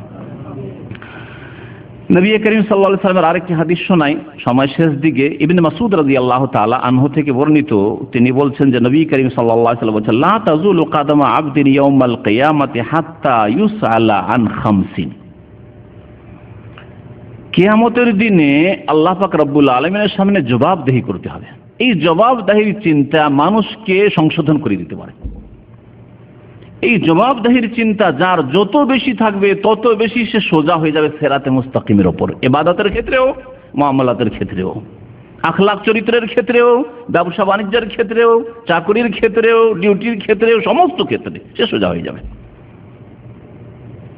মানুষের হকের ক্ষেত্রে, আল্লাহর হকের ক্ষেত্রে সোজা হইতে পারবেন তখনই আপনি যখন আপনার এই চিন্তা থাকবে যে আমি স্বাধীন একেবারে নয়, সব সময় আমার লাগাম আল্লাহ পাকের হাতে আছে। আর আল্লাহ পাক রব্বুল আলামিন 60 বছর 50 বছর সময় দিয়েছেন, আর ওই দিকে লাগামটা ধরে ফেরেশতারা টানছে, আমাকে টানছে মওতের দিকে। আর মওতের সম্মুখীন হইলে আমাকে জবাবদিহি করতে হবে কবরে, আবার তারপরে হাসরের মাঠে বিচার দিবসে জবাবদিহি করতে হবে, পাই পাই করে বুঝিয়ে দিতে হবে যে কি করে এসছো তুমি। নবী করিম সাল্লাল্লাহু আলাইহি ওয়াসাল্লাম ইরশাদ করেছেন, লা তাজুলু কাদামা ইবনে আদম ইয়াউমাল কিয়ামা ইনদা রাব্বিহি। কিয়ামতের দিনে আল্লাহ পাকের দরবার থেকে কোন আদম সন্তানের পা সরতে পারবে না। সুবহানাল্লাহ। লা তাজুলু কাদাম, কাদাম মানে পা, হ্যাঁ, ইবনে আদম, আদম সন্তানের পা সরাতে পারবে না। কোথায় যাবেন? আইনাল মাফার, পালাবার জায়গা আছে? আরে সৌদি আরব থেকে দুর্নীতি করে পালিয়ে গেলে, নিজের দেশ থেকে দুর্নীতি করে বিদেশে পালিয়ে গেলে, দেশের টাকা বিদেশে দিয়ে গিয়ে ব্যাংকে রাখলে যাতে দেশের লোক টের না পায়, এসব বড় বড় পয়সাওয়ালারা করছে। কিয়ামতের দিনে কোথায় যাবে? হাত্তা ইউসআল আন খামস, 5টি বিষয় সম্পর্কে যতক্ষণ পর্যন্ত জিজ্ঞাসাবাদ না হবে আল্লাহর দরবারে, ততক্ষণ আল্লাহর দরবার থেকে কেউ সরতে পারবেন না। আপনাকেও দাঁড়াইতে হবে, আমাকেও দাঁড়াইতে হবে। যার কাছ থেকে ধার নিয়েছেন সেও দাঁড়াবে, আর যেই ব্যক্তি ধার নিয়েছেন আর টাকা মেরেছেন, চুরি করেছেন, ছিনতাই করেছেন ইত্যাদি, সকলকে দাঁড়াতে হবে সেই দিন। ইত্তাকুল্লাহ, আল্লাহ যেন আমাদেরকে ভয় করার তৌফিক দান করেন। আন উমরিহি, প্রথম জিজ্ঞাসা হবে বয়স সম্পর্কে। ফিমা আফনা, এই তোমার 60 বছর 70 বছর বয়স, কোথায় তুমি শেষ করেছিলে, কোথায় শেষ করেছিলে? ওয়ান শাবাবিহি, আর বিশেষ করে যৌবন সম্পর্কে, 15 বছর থেকে শুরু করে 30 বছর বা 40 বছর ধরে যৌবন, 40 হলে তখন ভাটির দিকে। নবী সাল্লাল্লাহু আলাইহি ওয়াসাল্লাম বলছেন, ওয়ান শাবাবিহি, যৌবন সম্পর্কে জিজ্ঞাসা করা। ফিমা আবলা, কোথায় এই যৌবনকে ক্ষয় করেছিলে? হালালে ক্ষয় করেছিলে, হারামে ক্ষয় করেছিলে, চরিত্রবান ছিলে, চরিত্রবতী ছিলে, হে বান্দা হে বান্দি। আল্লাহ পাক জিজ্ঞেস করবেন এই যৌবন সম্পর্কে, কারণ যৌবনে অধিকাংশ মানুষের পদস্খলন ঘটে থাকে, যৌবনে অধিকাংশ মানুষের ভুল ভ্রান্তি হয়ে থাকে, অন্যায় হয়ে থাকে। আর যৌবনে যেই ব্যক্তি নিজেকে গুনাহ থেকে বাঁচিয়ে নিতে পারলো, তাকওয়ার জীবন যাপন করতে পারলো, পাপ মুক্ত হতে পারলো, সেই ব্যক্তি হতে পারে না যে 15 থেকে 40 পর্যন্ত 5 ওয়াক্ত নামাজিও ছিল, চরিত্রবানও ছিল, হালাল খেত, আর 40-এর পরে হারাম খাওয়া শুরু করলো, 40-এর পরে নামাজ ছেড়ে দিল। এটা সাধারণত হয় না। আল্লাহ পাক রব্বুল আলামিন দয়া করেন ওই ব্যক্তির, যেই ব্যক্তি যৌবনের এত বড় একটা সময় আল্লাহর ইবাদত বন্দেগীতে কাটাবে, হারাম থেকে বেঁচে থাকবে, তাকে আল্লাহ পাক ধাক্কা দিয়ে রহমত থেকে বঞ্চিত করবেন, এটা আল্লাহ পাক করবেন না। এই জন্য এই বয়সটা আমরা, আমাদের সামনে যেসব ভাইরা রয়েছেন, অধিকাংশ যুবক লোকেরা রয়েছেন, এর মধ্যে 40-এর নিচেই প্রায় লোকেরা রয়েছেন, আল্লাহকে ভয় করুন এবং এই সময় সম্পর্কে সজাগ থাকেন। এই সময় যাতে করে কোনো রকমের আল্লাহর হকের ক্ষেত্রে অথবা মানুষের হকের ক্ষেত্রে অথবা ব্যক্তি জীবনের ক্ষেত্রে, পারিবারিক জীবনের ক্ষেত্রে আমাদের দ্বারা অন্যায় কাজ না হয়। ওয়ান মালিহি মিন আইনা ইকতাসাবাহু ওয়া ফিমা আনফাকাহ, 5টি প্রশ্নের 2টি প্রশ্ন ধন সম্পদ সম্পর্কে হবে। ওয়ান মালেই, ধন সম্পদ সম্পর্কে আল্লাহ পাক জিজ্ঞাসা করবেন 2টি প্রশ্ন, 2টো দিক। একটা হচ্ছে কোনখান থেকে ঢুকলো আর কোন দিকে বের হইল। মিন আইনা ইকতাসাবাহ, কোথা থেকে তুমি উপার্জন করেছিলে? এই যে লাখ লাখ টাকা তোমার কাছে এসেছিল, এই যে বাড়ি করেছিলে, গাড়ি, বিবাহ শাদী করেছিলে, তুমি এই খুব সুখ শান্তি ভোগ বিলাসের জীবন যাপন করেছিলে দুনিয়াতে, মনে করতে খুব সুখী আমি। কাল্লা ইন্নাল ইনসানা লা ইয়াতগা আর রাআহু ইসতাগনা। আল্লাহ পাক ইরশাদ করছেন, মানুষের বদ স্বভাব হচ্ছে যে মানুষ যখন অভাব মুক্ত হয় তখন সীমা লঙ্ঘন করে ফেলে। আল্লাহ পাক অভাব মুক্ত করলেন তখন বাড়াবাড়ি করে সীমা লঙ্ঘন করে পাপে ডুবে যায়।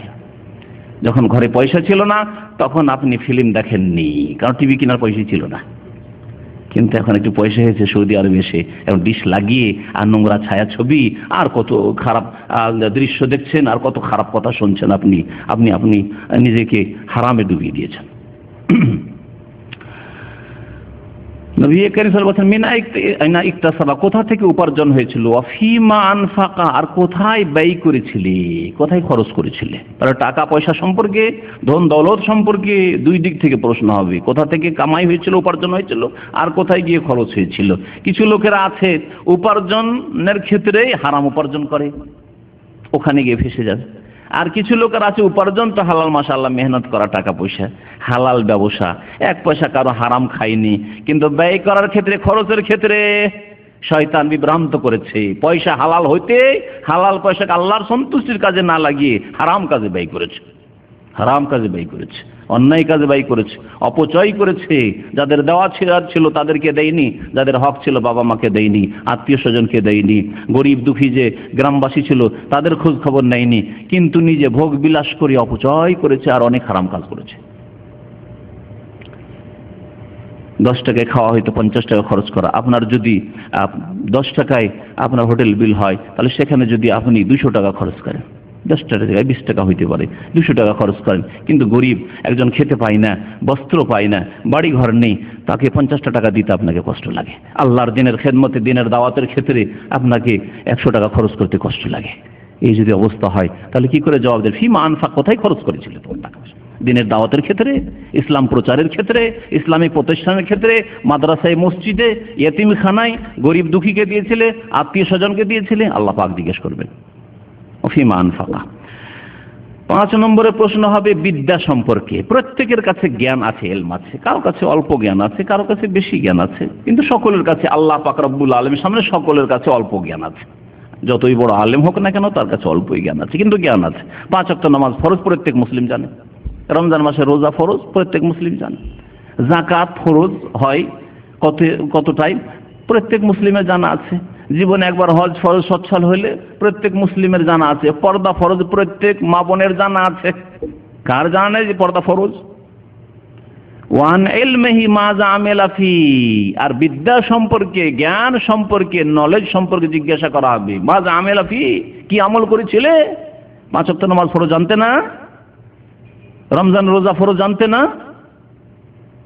ইসলামের বিধিবিধান হালাল হারাম জানতে না? মাজা আমিলা ফি, এই ইলম দিয়ে কি করেছিলে তুমি?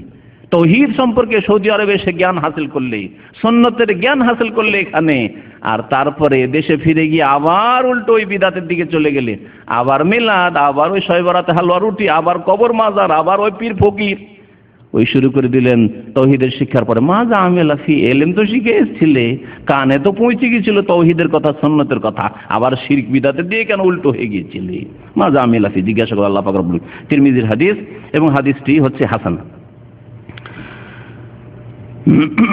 নবী করিম সাল্লাল্লাহু আলাইহি ওয়াসাল্লাম একটি হাদিস শুনিয়ে শেষ করছি। নবী সাল্লাল্লাহু আলাইহি ওয়াসাল্লাম হারাম খাওয়া সম্পর্কে সতর্ক করতে গিয়ে বলেছেন, মুসনাদ আহমদের হাদিস, দারমির হাদিস, এবং হাদিসটি সহিহ, লা ইয়াদখুলুল জান্নাতা লাহমুন নাবাতা মিনাস সুহুত, যেই গোশত তৈরি হয়েছে হারাম খেয়ে, সেই গোশতওয়ালা মানুষ জান্নাতে যাবে না।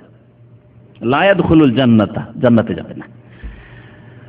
তারপরে নবী সাল্লাল্লাহু আলাইহি ওয়াসাল্লাম আর বলছেন, ওয়া কুল্লু লাহমিন নাবাতা মিনাস সুহুতি ফান্নারু আউলা বিহি বা কানাতিন নারু আউলা বিহি, 2 রকম ভাবে হাদিস রয়েছে। তাহলে কোথায় যাবে? জান্নাতে যেতে পারবে না। হারাম খেয়ে যদি গোশত বাড়ে, শরীর বাড়ে, ছেলে মেয়েকে লালিত পালিত করলেন হারাম খাওয়িয়ে, লা ইয়াদখুলুল জান্নাহ লাহমুন নাবাতা মিনাস সুহুত, তাহলে যাবে কোথায়? বলছেন নবী সাল্লাল্লাহু আলাইহি ওয়াসাল্লাম, কুল্লু লাহমিন নাবাতা মিনাস সুহুত, আর যে সব গোশত তৈরি হবে হারাম খেয়ে, কানাতিন নারু আউলা বিহি, জাহান্নামের আগুন তার অধিক হকদার হবে। জাহান্নামের আগুন তার হক রাখবে, এবং জাহান্নামের আগুন দাবি করবে যে আল্লাহ এদেরকে দাও, কারণ এরা আমার ইন্ধন হবে। ওয়াকুদুহান নাস ওয়াল হিজারা, সেই দিন জাহান্নামের ইন্ধন জ্বালানি হবে মানুষ যারা হারাম খেয়েছে, আল্লাহ পাকের ফরজ অজিব আদায় করেনি, আল্লাহর প্রতি ঈমান নিয়ে আসেনি, পরকালে বিশ্বাস করেনি, পরকাল সম্পর্কে চিন্তাশীল হয়নি। আল্লাহ পাক রব্বুল আলামিন সবচেয়ে সর্বহারা কিয়ামতের দিন ওই লোকদেরকে করবেন যারা হারাম খেয়েছে। ও আকালা মাল হাজা, অন্যায় ভক্ষণ, কারো চুরি করেছে, কারো ডাকাতি করেছে, কারো ছিনতাই করেছে, কারো ধার নিয়ে পালিয়েছে, অন্যায় মানুষের হক নষ্ট করেছে যারা, যে কোনো ভাবে হোক না কেন, তাদেরকে নবী সাল্লাল্লাহু আলাইহি ওয়াসাল্লাম বলেছেন মুফলিস, সর্বহারা, নিঃস্ব। এই সর্বহারার দল কিয়ামতের মাঠে হবে আকালা মাজা হাজা, যারা মালধন ভক্ষণ করেছে অন্যায়ভাবে অন্যের। আর এর মধ্যে শীর্ষ স্থানে হচ্ছে সুদখোর, তারপরে ঘুষখোর, যারা সুদের টাকা দিয়ে বড় লোক হয়েছে, ঘুষের টাকা দিয়ে অফিসাররা বড় লোক হয়েছে, সরকার বেতন দিচ্ছে তারপরে ঘুষ খাচ্ছে, না হলে কোনো কাজ করে দিবে না, কোনো কাজ করে দেবেন। একটা পাসপোর্ট বের করতে যান ভারত, বাংলাদেশ, পাকিস্তানে, বিনা ঘুষে আপনি পাসপোর্ট পাবেন না, অথচ আপনি সেখানকার নাগরিক। যে কোনো ক্ষেত্রে ঘুষ না দিয়ে জমি জায়গার কোনো কাজ করে নিতে হবে, সেখানে ঘুষ না দিলে আপনার কাজ হবে না। এইভাবে যেসব হারাম ব্যবসা বাণিজ্য রয়েছে, ওই সব দিয়ে যেসব টাকা পয়সা এসেছে, এরা সর্বহারা কিয়ামতের দিন হবে। আল্লাহ পাক রব্বুল আলামিন আমাদেরকে যেন দুনিয়াতেও সুখী করেন, আখিরাতেও সুখী করেন, আর জাহান্নামের আযাব থেকে যেন রক্ষা করেন। রব্বানা আতিনা ফিদ দুনিয়া হাসানা ওয়া ফিল আখিরাতি হাসানা ওয়া কিনা আযাবান নার। আল্লাহ পাক আমাদের হালাল রিজিকে যেন বরকত দান করেন, আল্লাহ পাক আমাদের হারাম রিজিক থেকে বেঁচে থাকার যেন তৌফিক দান করেন। আল্লাহুম্মা কফিনা বিহালালিকা আন হারামিকা, আল্লাহ হারাম থেকে বাঁচিয়ে রেখে আল্লাহ আমাদের জন্য হালালকে যথেষ্ট করো, আর আমাদের লোভকে সংযত রাখার তৌফিক দান করো। ওয়া আগনিনা বিফদলিকা আম্মান সিওয়াক, আর তোমার অনুগ্রহ দিয়ে তুমি আমাদেরকে অভাব মুক্ত করে দাও, সচ্ছল করে দাও, আর তোমার ছাড়া অন্য কারো দরবারে যেন হাত না বাড়াইতে হয়। আল্লাহ তুমি আমাদেরকে অভাব মুক্ত করে দাও, আমাদেরকে দুনিয়াতেও সুখী করে দাও, আখিরাতেও সুখী করো। আল্লাহ আল্লাহ আমাদেরকে জান্নাতুল ফিরদৌস দান করো। আল্লাহ পাক রব্বুল আলামিন আমাদের রিজিকে বরকত দান করো, আমাদের ছেলে মেয়েদের রিজিকে বরকত দান করো।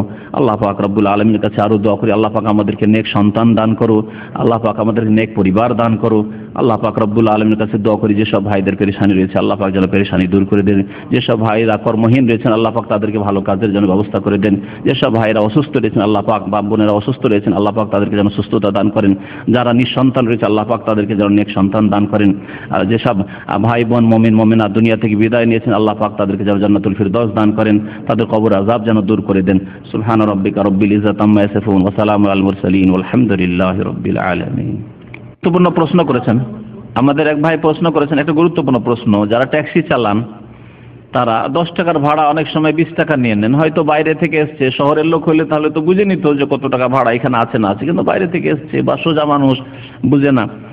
তো এইভাবে 10 টাকার জায়গায় 20 টাকা নেওয়া জায়েজ নয়, এটা শোষণ, জুলম।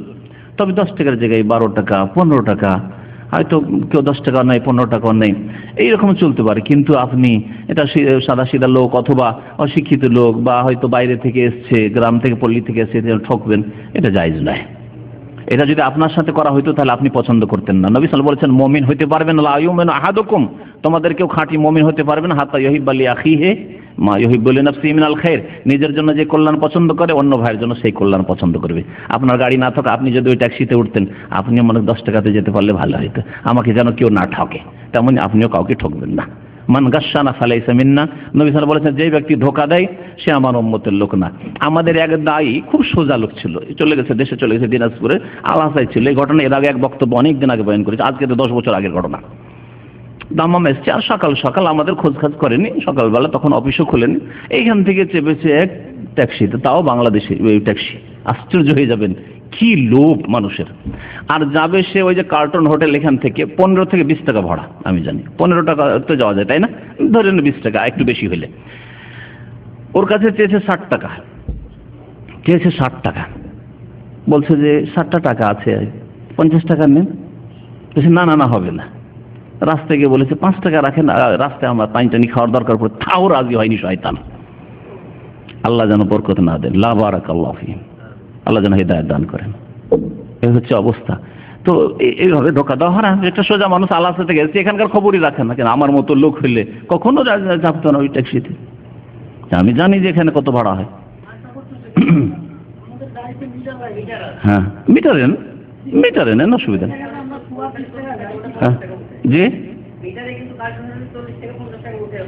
হ্যাঁ হ্যাঁ, তো মিটার চালিয়ে দেন তাহলে, কিন্তু ধোকা দেবেন না। যদি এমনি রেট থাকে 20 টাকা আর বিনা মিটারে আপনি ধোকা দেবেন, জায়েজ না। হ্যাঁ, ইচ্ছাকৃত 500 টাকা দিক, অসুবিধা নেই। ইচ্ছাকৃত কেউ যদি হাজার হাজার টাকা আপনাকে বকশিস দেয়, আপনার গাড়িতে চললাম দিয়ে দিলাম, অসুবিধা নেই।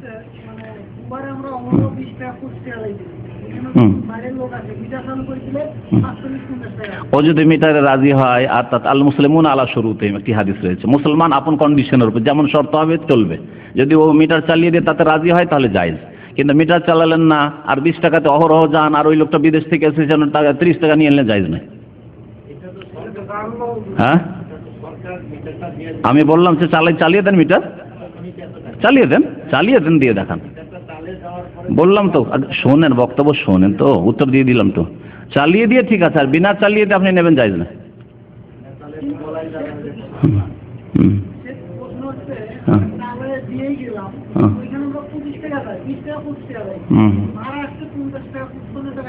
আচ্ছা, ওই ক্ষেত্রে ওকে চুক্তি করে উঠবেন যে যা ভাড়া মিটার উঠবে তাই নেব, তাতে রাজি হয়তো উঠবে, না হলে উঠবে না। চুক্তি করে যদি যান তাহলে অসুবিধা নেই। যাই হোক, এক শ্রেণীর লোক আপনাদের মধ্যে আছে, বড়ই খেয়ানত করে এরা, আর বড়ই ধোকা দেয়, আল্লাহ হিদায়াত করে ওদেরকে। আপনারা তো যে ভালো কটা লোক এখানে আসে, না হলে 1 ঘন্টা এখানে চাকা গুললি তো পয়সা, এখানে আসবেন কেন? এখানে আসতেই রাজি হয় না আপনাদের মতো লোকেরা, কথা বুঝতে পেরেছেন? যারা পেট পেট পেট করে মরে আর ওই হারাম খায়, এইভাবে ধোকা দেয়, তারা কখনো এখানে আসতে রাজি হবে না। আলহামদুলিল্লাহ আপনারা এসেছেন, তো আপনারা মাসলা বুঝছেন। যদি ধোকা না দেন তো জায়েজ আছে, আর যদি ধোকা দেন বাইরের পেয়ে তাহলে জায়েজ না। চাকরির ক্ষেত্রে ঘুষ দেওয়া, শোনেন, এই ক্ষেত্রে ঘুষের সংজ্ঞা জানতে। ঘুষের সংজ্ঞা হচ্ছে অন্যের হক নেওয়ার জন্য যদি টাকা দেন তাহলে সেটা আপনার জন্য ঘুষ, ওই ব্যক্তির জন্য হারাম। ওরা যে টাকা নিচ্ছে ওইভাবে ওদের জন্য হারাম, যারা ঘুষ খাচ্ছে। কিন্তু আপনি ন্যায্য হক নেওয়ার জন্য, পাসপোর্ট নেওয়ার জন্য পয়সা দিতে হলো, আপনার জন্য হালাল, জায়েজ দেওয়াটা। ওই রকমই চাকরি নেওয়ার ক্ষেত্রে আপনি যে ইন্টারভিউ হয়েছে, ইন্টারভিউতে আপনি 1 নম্বরে অথবা 2 নম্বরে আছেন, আর 2টো সিট আছে, ভ্যাকান্সি 2টো আছে, আর আপনি 2 নম্বরে হয়েছেন, তাহলে আপনার হক আছে। এই ক্ষেত্রে যদি আপনাকে টাকা লাগে, জায়েজ আছে। কিন্তু আপনি হয়েছেন 3 নম্বরে, 4 নম্বরে, সিট 2টো, তাহলে 1 নম্বর 2 নম্বরকে উপেক্ষা করে ওদেরকে না দিয়ে আপনাকে এই জন্য দেওয়া হচ্ছে যে আপনি বেশি টাকা দিতে পারছেন, সেজন্য এইরকম চাকরি নেওয়াও জায়েজ না। এই চাকরি রিজিকও হারাম, আর এই ঘুষ দেওয়া হারাম। জি, স্পষ্ট? জি।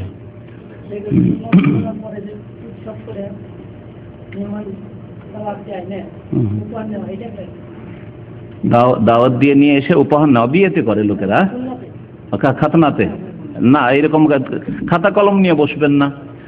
তারপরে এগুলো যে হয়ে গেছে, খাতা কলম নিয়ে বসা, এগুলি জায়েজ নাই। হোটেলের মতো করে, হোটেলের কাউন্টার খোলার মতো। অনেক সময় দেখা গেছে বরং বউটাকে বসিয়ে দিয়েছে, বিবাহতে বউকে বসিয়ে দিয়েছে, আর বউকে গনাচ্ছে, বউয়ের হাতে টাকা দিচ্ছে, এগুলি সব হারাম, জায়েজ নাই। তবে কেউ যদি স্বেচ্ছায় গিফট নিয়ে আসে, তাহা দাও তাহাবু, নবী সাল্লাল্লাহু আলাইহি ওয়াসাল্লাম বলছেন হাদিয়া দাও, উপহার দাও, এতে ভালোবাসা জন্মায়। স্বেচ্ছায় কেউ দেয়, গরিবদেরকে লজ্জিত যেন না করেন সেজন্য লুকিয়ে দেবেন, সবার সামনে দেবেন না।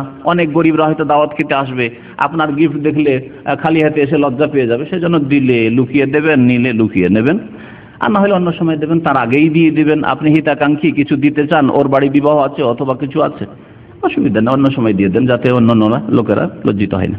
জি। খাতনার সুন্নাত সম্পর্কে, খাতনা সম্পর্কে আলোচনা এর আগে আছে, আকিকার আলোচনা, আর ওই যে নবজাত সন্তানের। বাইরে থেকে একটি প্রশ্ন করেছেন আমাদের ভাইয়েরা, জানতে চেয়েছেন খাতনা সম্পর্কে। খাতনা সম্পর্কে তো অনেক কথা আছে, কোনটাই জানতে চেয়েছেন? প্রথম কথা, খাতনা যদি বলে যে খাতনা করার হুকুম কি, হ্যাঁ, খাতনা করা ওয়াজিব। কিন্তু খাতনা করা একজন যদি নতুন মুসলমান হয়, তাহলে সেই নিউ মুসলিমকে প্রথম কানে খাতনার কথা বলা যাবে না। কারণ অনেক জাহেল মুসলিমরা খাতনা, মুসলিম হচ্ছে তখনই ওকে বলে দিচ্ছে দেখো মুসলমান হলে কিন্তু খাতনা করতে হবে, হয়তো খাতনাই ওর ইসলামে বাধা হয়ে দাঁড়িয়ে গেল। সুতরাং এইরকম বলা যায় না। এমনকি কেউ যদি মুসলিম হয়, মুসলিম হওয়ার পর খাতনা নাও করে, তাহলে তার নাপাকির কিছুটা আশঙ্কা থেকে যাচ্ছে, কিন্তু সেই ব্যক্তি মুসলিম, সে একটু পরিষ্কার পরিচ্ছন্ন হবে। সে যদি রাজি না হয়, না আমি এই কাজটা করতে পারবো না, 60 বছর বয়স, 50 বছর বয়সে কেউ মুসলমান হচ্ছে, আর যদি ওকে বলেন তোমাকে খাতনা করতে হবে, এক সময় রাজি নাও হইতে পারে।